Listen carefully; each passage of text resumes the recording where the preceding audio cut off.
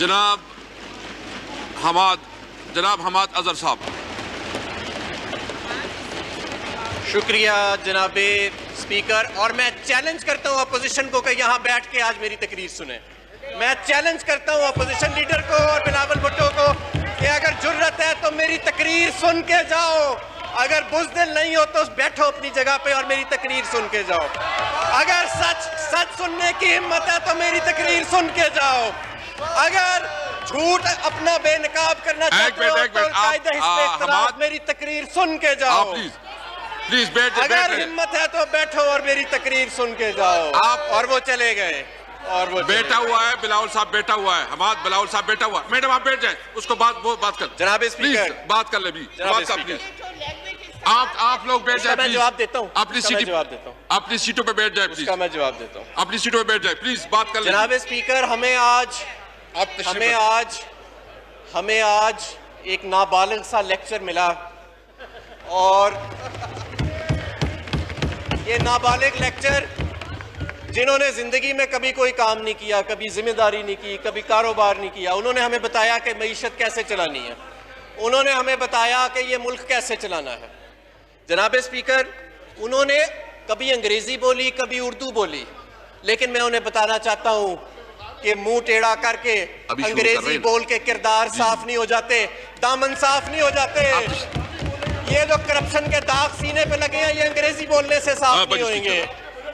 मेरे जनाब स्पीकर, जी आप प्लीज अपना तशरीफ रखें प्लीज। जनाब स्पीकर, ये वही शख्स है जिसने कहा था कि मैं तुमको जूता मारूंगा और इसने आज तक इसने माफी नहीं मांगी। ये वही शख्स है। ये बजट तक किसी किस्म की रिलीफ देने की जरूरत नहीं।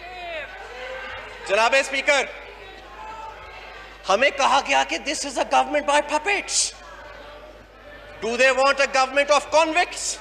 Do they want a government in which the people are known not by their names but by the dirtiest scandals in the history of this country? हमें लोगों ने मुंतखब किया है 22 साल की इमरान खान की जिद्दोजहद के बाद। हम कोई 10% 20% की बुनियाद पे यहाँ नहीं आए। हम कोई चंद जागीरदारों को डरा धमका के उनको पैसे दे के यहाँ पे नहीं पहुंचे। और हम पाकिस्तान तहरीके इंसाफ के वो जांबाज कारकुन हैं और वो जा रहे हैं। मैंने चैलेंज किया था कि मेरी तकरीर सुने।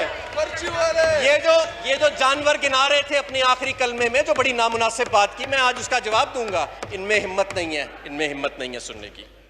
जनाब स्पीकर, मैं सिर्फ आपको ये याद दिलाना चाहता हूँ कि ये जो आपके सामने डाइस है, इस पे एक साबिक वजीर आजम ने खड़ा होकर कहा था कि मैं जूता मारूंगा और आज तक माजरत नहीं की। ये जो खड़ा है ऐवान, ये जो यहाँ पे ये जो कायदे हिस्से इख्तिलाफ की सीट है, यहाँ पे खड़ा होके एक शख्स ने शीरी मजारी को के ऊपर जो कलमात कहे थे, वो भी इस रिकॉर्ड का हिस्सा है। उन्हीं डेस्कों से जो आवाज़ें आती हैं, वो भी आपको भी मालूम है और मुझे भी मालूम है। उससे बुरी आवाज़ें हमने कभी किसी गली कूचे में नहीं सुनी जो पीपल्स पार्टी के उन डेस्कों से आती हैं।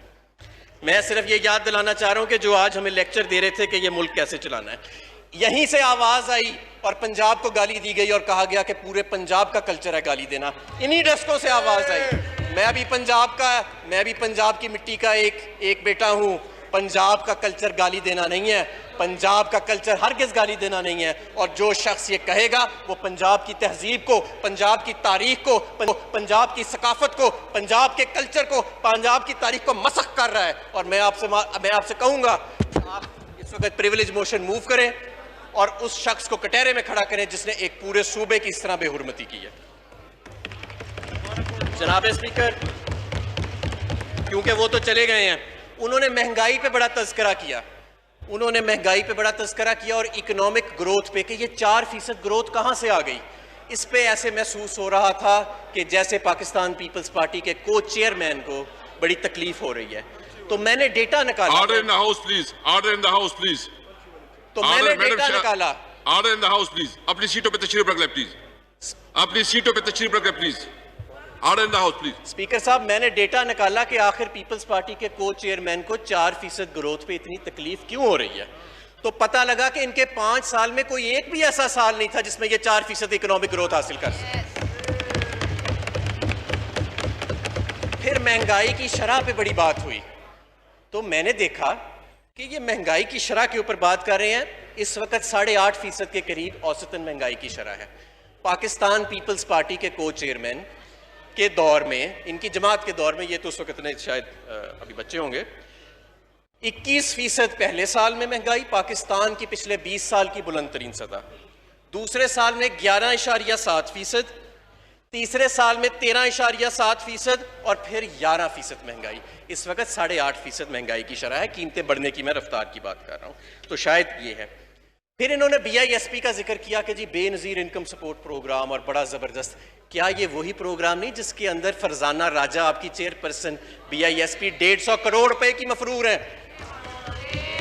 क्या ये वही प्रोग्राम नहीं है जनाब स्पीकर? क्या ये वही प्रोग्राम नहीं है जिसमें जब हम आए तो हमने देखा कि लाखों लोग ऐसे थे जो साहिब हैसियत थे और उनको सिर्फ पाकिस्तान पीपल्स पार्टी से वाबस्तगी की बुनियाद पर ये वजीफे लगाए जा रहे थे? क्या ये वही प्रोग्राम नहीं है जिसमें से हजारों सरकारी अफसरों को निकाला गया जिन्होंने अपने नाम डाले गए थे? क्या ये 8 लाख बंदों को निकाला गया? क्या ये वही नहीं है प्रोग्राम जो इनके दौर में चल रहा था, जिसमें सिर्फ 30-35 लाख लोग थे और हमने पिछले साल 1,60,00,000 घरानों को एहसास प्रोग्राम के जरिए इसकी मदद पहुंचाई है। पॉवर्टी की और अनएम्प्लॉयमेंट की फिगर्स की बात हुई और अपनी ही बात को खुद ही कॉन्ट्रडिक्ट कर गए। कहते पॉवर्टी बढ़ गई है, अनएम्प्लॉयमेंट बढ़ गई है, कोई फिगर नहीं दी, कोई डेटा नहीं दिया, क्योंकि सर्वे तो हुआ नहीं 2016-17 से। उसके बाद खुद ही एक इदारा है, कोई उसका नाम लिया और कहा कि इस इदारे के मुताबिक 3 सूबों में पिछले 2 साल में गुर्बत की शरह जो है उसमें कमी आई है। यानी एक तरफ कहते रहे कि करोड़ों लोग गुर्बत की लकीर से नीचे चले गए हैं और दूसरी जगह किसी और एक सर्वे का जिक्र कर दिया और कहा कि देखो ये 3 सूबों में पिछले 2 साल में कमी आई और एक में नहीं आई। और वो आपने भी सुना कि उसकी किस तरह की इन्होंने आपस में कॉन्ट्रडिक्टरी बातें की। जनाब स्पीकर, बिल्कुल ये बात दुरुस्त है कि हमने इस साल सैलरीज में 10% इजाफा किया है और महंगाई की औसतन शरह मैंने आपको बताई कि वो 8.5% है। ये अपने दौर में ज़्यादा इजाफा ज़रूर करते थे क्योंकि साथ साथ ये भर्तियाँ भी करा रहे थे स्टेट ओन्ड एंटरप्राइजेज में और सारा कुछ, लेकिन ये ज़्यादा इसलिए इजाफा करते थे क्योंकि इनके दौर में महंगाई की शरह ज़्यादा थी। मैंने आपको बताया कि 21% से लेके 14% तक महंगाई की शरह इनके दौर में रही, इसलिए इनको ज़्यादा इजाफा करना पड़ता था। ये अपनी नाअहली को छुपाने के लिए ज़्यादा इजाफा करते थे, ये कोई बड़ा तीर नहीं मारते थे। और जितनी इनके दौर में महंगाई में इजाफा हुआ है उतनी इन्होंने आमदन में इजाफा नहीं किया लोगों की। टैक्सेस के ऊपर बात हुई कि जी आपने टैक्सेस जो हैं वो 20% तो ग्रो कर लिए हैं, लेकिन इसका क्या फ़ायदा? इनके दौर में टैक्स टू GDP रेशियो 5 साल के अंदर नीचे गया था। जब ये आए थे तो जितना रेशियो था उससे 5 साल में नीचे गया था। इसके अलावा मैं ये भी कहना चाहूँगा, इन्होंने कहा कि फाटा में और AJK में आपने कोई टैक्सेस लगा दिए हैं। शायद इन्होंने बजट नहीं पढ़ा, बजट पढ़ के मुझे दिखाएं कि कौन से टैक्सेस फाटा और AJK में लगाए हैं इस बजट में हमने। तो ऐसी तो कोई बात नहीं है। तो फिर इन्होंने ये कहा कि पेट्रोल जो है आपने बहुत महंगा कर दिया है। जनाब स्पीकर, मैं समझता हूँ कि हमारी सियासत में जब ऐसे लोग आते हैं जिन्होंने ज़िंदगी में कोई काम नहीं किया होता तो फिर ऐसे ही स्टेटमेंट्स आती हैं।